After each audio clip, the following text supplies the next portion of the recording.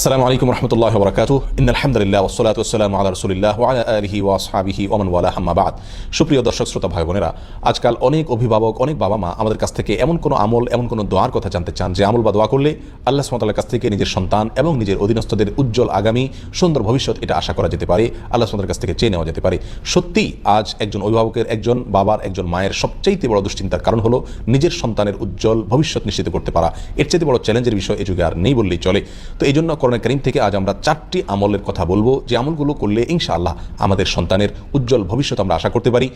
যারা অবিবাহিত তারাই আমলগুলো করতে পারি, তাদের ভবিষ্যতে যে সন্তান আসবে তাদের জন্য আল্লাহ সুবহানাহু ওয়া তাআলার কাছ থেকে আগে থেকে আমরা দোয়া করে নিতে পারি, চেয়ে নিতে পারি তারা যেন নেক হয়, তারা যেন সৎ হয়, তারা যেন ভালো মানুষ হয়, তারা যেন চক্ষু শীতলকারী হয়, নয়ন জোড়ানোর মতো সন্তান হতে পারে।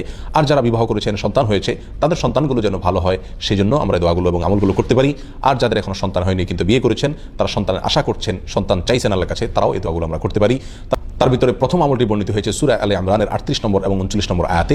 38 নম্বর আয়াতে আল্লাহ সুবহানাহু ওয়া তাআলা তার একজন নবীর কথা উল্লেখ করছেন যিনি ছিলেন জাকারিয়া আলাইহিস সালাম। বাইতুল মাকদিসে তিনি আল্লাহ সুবহানাহু ওয়া তাআলার কাছে দোয়া করেছিলেন, রব্বি হাবলি মিন লাদুনকা যুররিয়াতান তাইয়্যিবাহ ইন্নাকা সামিউদ দুআ, রব্বি হাবলি মিন লাদুনকা যুররিয়াতান তাইয়্যিবাহ ইন্নাকা সামিউদ দুআ। অর্থাৎ, হে আল্লাহ, আপনি আপনার কাছ থেকে আমাকে নেক সন্তান, ভালো সন্তান, পবিত্র সন্তান আপনি দান করুন, কারণ আপনি দোয়া শ্রবণকারী। তিনি এই দোয়া করে সারেন নাই। আল্লাহ সুবহানাহু ওয়া তাআলা আসমান থেকে ফেরেশতা পাঠিয়ে দিলেন তাকে সুসংবাদ দিয়ে। তিনি মেহরাবে সালাত আদায় করছিলেন আর ফেরেশতারা এসে বলছিলেন যে আল্লাহ সুবহানাহু ওয়া তাআলা আপনাকে সুসংবাদ দিচ্ছেন এমন একটা সন্তানের যার নাম হবে ইয়াহিয়া এবং তার ভিতরে 4টি গুণ থাকবে। নাম্বার 1, সে মুসাদ্দিকাম বিকালিমাতি মিনাল্লাহ, আল্লাহর কালিমায় সত্যায়নকারী হবে, ইমানদার হবে। আর দ্বিতীয় গুণ হবে সে সাইয়্যিদ হবে, নেতা হবে। তৃতীয় গুণ হবে সে হাসুর হবে, অর্থাৎ বিবাহ শাদী করবে না এবং নারী থেকে দূরে থাকবে, অর্থাৎ তার গোটা জীবনকে আল্লাহর জন্য উৎসর্গ করবে। যদিও বিবাহ শাদী না করে শুধুমাত্র আল্লাহর ইবাদত বন্দেগীর জন্য নিজের জীবনকে কাটিয়ে দেওয়া এটা আমাদের শরীয়তে নির্দেশিত নয়, এটা তার জন্য ছিল স্পেশাল। যাই হোক, 4 নম্বর গুণ হলো তিনি নবী মিনাস সলিহিন, একজন নবী হবেন, নেককার মানুষ হবেন। তাহলে জাকারিয়া আলাইহিস সালাম এই দোয়া আল্লাহ সুবহানাহু ওয়া তাআলার কাছে করেছেন সুন্দর এবং নেক সন্তানের জন্য, ভালো সন্তানের জন্য। আল্লাহ তাআলা তাকে সেই সন্তান দিলেন এবং সেই সন্তান ভালো সন্তান হিসেবে আল্লাহ সুবহানাহু ওয়া তাআলা অগ্রিম ঘোষণা দিয়ে দিলেন। আর সে দোয়াটি আবারও বলছি, রব্বি হাবলি মিন লাদুনকা যুররিয়াতান তাইয়্যিবাহ ইন্নাকা সামিউদ দুআ। দ্বিতীয় আমলটি হলো ইব্রাহিম আলাইহিস সালামের। ইব্রাহিম আলাইহিস সালাম তিনি আল্লাহ সুবহানাহু ওয়া তাআলার কাছ থেকে সন্তান চেয়ে একটি দোয়া করেছিলেন যার ভাষা ছিল রব্বি হাবলি মিনাস সলিহিন, রব্বি হাবলি মিনাস সলিহিন, অর্থাৎ হে আল্লাহ, আপনি আমাকে নেক সন্তান দান করুন। সূরা সফাতের 99 নম্বর আয়াতে এই দোয়াটি বর্ণিত হয়েছে। ইব্রাহিম আলাইহিস সালামের এই দোয়ার পরিপ্রেক্ষিতে আল্লাহ সুবহানাহু ওয়া তাআলা বলেন, ফাবাশশারনাহু বিগুলামিন হালিম। এই দোয়ার প্রেক্ষিতে আমি তাকে সুসংবাদ দিয়েছি একটা ধৈর্যশীল সন্তান তাকে দান করবে এই মর্মে, এবং সেই ধৈর্যশীল সন্তান হিসাবে আল্লাহ সুবহানাহু ওয়া তাআলা যাকে দিয়েছেন তিনি হলেন ইসমাঈল আলাইহিস সালাম, যার বংশে জন্মগ্রহণ করেছেন আমাদের নবী মুহাম্মদ সাল্লাল্লাহু আলাইহি ওয়াসাল্লাম। তাহলে ইব্রাহিম আলাইহিস সালাম এমন এক সন্তান আল্লাহর কাছে চেয়ে নিলেন যেই সন্তান পৃথিবীর ইতিহাসে অন্যতম সেরা নবীদের মধ্য থেকে একজন, যার নাম ছিল ইসমাঈল। আর সেই সন্তান তিনি লাভ করেছেন যে দোয়া পড়ে সেটি হলো রব্বি হাবলি মিনাস সলিহিন। অতএব আমরাও এই দোয়া করতে পারি আমাদের সুন্দর আগামীর জন্য, সন্তানদের সুন্দর ভবিষ্যতের জন্য এবং নেক সন্তানের জন্য, রব্বি হাবলি মিনাস সলিহিন।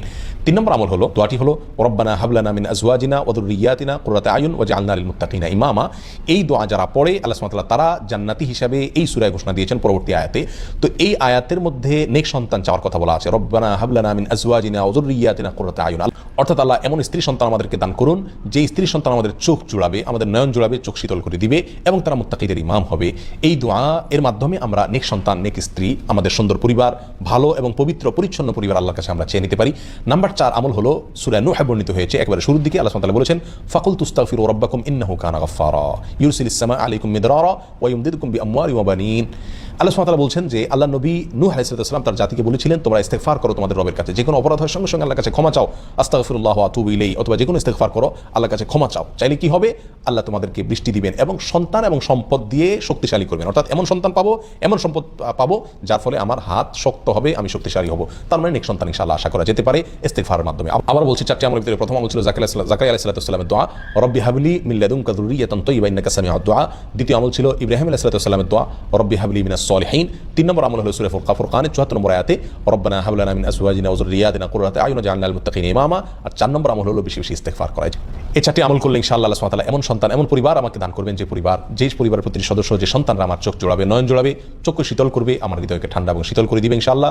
বিভিন্ন নবী রাসূলগণ এই সমস্ত দোয়াগুলো করে তারা ভালো ফল পেয়েছেন, ইনশাআল্লাহ আমরা ভালো ফল পাবো সে আশা করতে পারি। তো মনে রাখতে হবে শুধু দোয়া করলেই হবে না, আমাকে বাবা এবং মা হিসাবে, অভিভাবক হিসাবে আদর্শ মানুষ হতে হবে, আল্লাহর কাছে পাশাপাশি দোয়া করতে হবে এবং তারা যেন ভালো মানুষ হয় সেরকম ভালো পরিবেশ তাদেরকে দিতে হবে এবং অন্যান্য শর্তগুলো ফুলফিল করতে হবে। তাহলে ইনশাআল্লাহ আমাদের দোয়াগুলো আল্লাহ সুবহানাহু ওয়া তাআলা শুনবেন এবং আমরা সুন্দর ভবিষ্যৎ তাদের নিশ্চিত করতে পারবো। আল্লাহ তাআলা আমাদের সকলকে এমন সন্তান দান করুন যে সন্তান আমাদের চোখ জোড়াবে, নয়ন জোড়াবে, অন্তরকে শীতল করবে। জাযাকুমুল্লাহ ওয়া আখিরু দাওয়ানা আনিল হামদুলিল্লাহি রাব্বিল আলামিন। ওয়াসসালামু আলাইকুম ওয়া রাহমাতুল্লাহি ওয়া বারাকাতুহু।